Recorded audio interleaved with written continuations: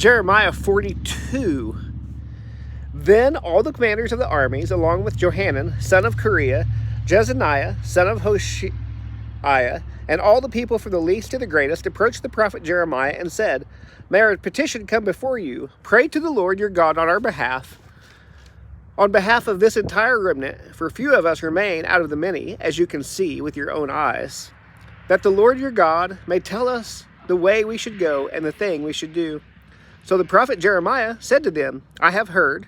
I will now pray to the Lord your God according to your words, and I will tell you every word that the Lord answers you. I won't withhold a word from you." And they said to Jeremiah, "May the Lord be a true and faithful witness against us if we don't act according to every word the Lord your God sends you to tell us, whether it is pleasant or unpleasant. We will obey the Lord our God, to whom we are sending you, so that it may go well with us. We will certainly obey the Lord our God." At the end of 10 days, the word of the Lord came to Jeremiah, and he summoned Johanan, son of Kareah, all the commanders of the armies who were with him, and all the people from the least to the greatest. He said to them, "This is what the Lord says, the God of Israel, to whom you sent me to bring your petition before him. If you will indeed stay in this land, then I will rebuild and not demolish you, and I will plant and not uproot you, because I relent concerning the disaster that I have brought on you. Don't be afraid of the king of Babylon, whom you now fear. Don't be afraid of him. This is the Lord's declaration, because I am with you to save you and rescue you from him. I will grant you compassion, and he will have compassion on you and allow you to return to your own soil. But if you say, 'We will not stay in this land,' in order to disobey the Lord your God, and if you say, 'No, instead we'll go to the land of Egypt, where we will not see war or hear the sound of the ram's horn or hunger for food, and will live there,' then hear the word of the Lord, remnant of Judah. This is what the Lord of armies, the God of Israel, says.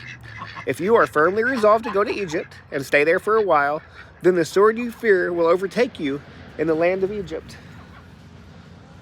and the famine you are worried about will follow on your heels there to Egypt, and you will die there. All who resolve to go to Egypt to stay there for a while will die by the sword, famine, and plague. They will have no survivor or fugitive from the disaster I will bring on them. For this is what the Lord of armies, the God of Israel, says. Just as my anger and fury were poured out on Jerusalem's residents, so will my fury pour out on you if you go to Egypt. You will become an example for cursing, scorn, execration, and disgrace, and you will never see this place again. The Lord has spoken concerning you, remnant of Judah. Don't go to Egypt. Know for certain that I have warned you today. You have gone astray at the cost of your lives, because you are the ones who sent me to the Lord your God, saying, 'Pray to the Lord your God on our behalf.' And as for all that the Lord our God says, tell it to us, and we'll act accordingly. For I have told you today, but you have not obeyed the Lord your God in everything he has sent me to tell you. Now therefore know for certain that by the sword, famine, and plague you will die in the place where you desire to go stay for a while."